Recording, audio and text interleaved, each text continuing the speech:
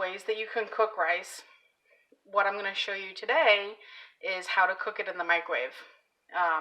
Usually when I cook rice, I have, my 4 burners going on my stove, and I just never really have time to cook rice unless I was making a big batch, and then I would dedicate one of those bigger pans to it.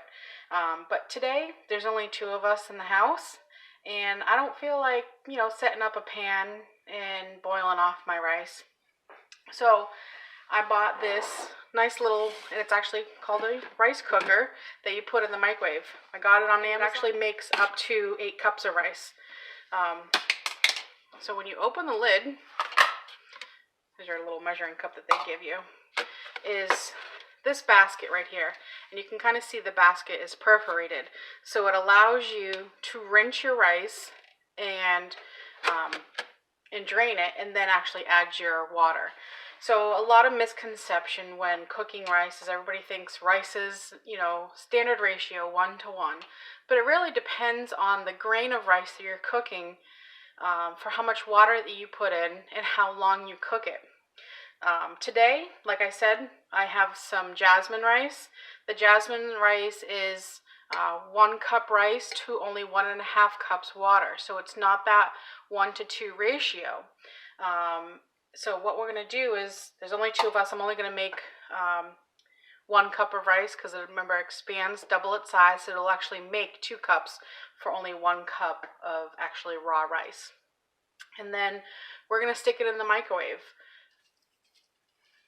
So we got our 1 cup of rice. Okay. And I'm actually going to take it out of the bucket, bring it over to my faucet, and I'm going to rinse it. And as you're rinsing it, take it between your fingers as you're rinsing it and just rub it around. This will help take all that starchiness off your rice. So once you rinse it about 3 or 4 times, go ahead and let it drain, and then stick it back in your pot. Okay, so I rinsed my rice here. You can kind of see as I pick it up, some of them almost look translucent. And that's because we rinsed off a lot of the starch that really gets on the capsules of the outside of the grain. So 1.5 cups of water now goes in.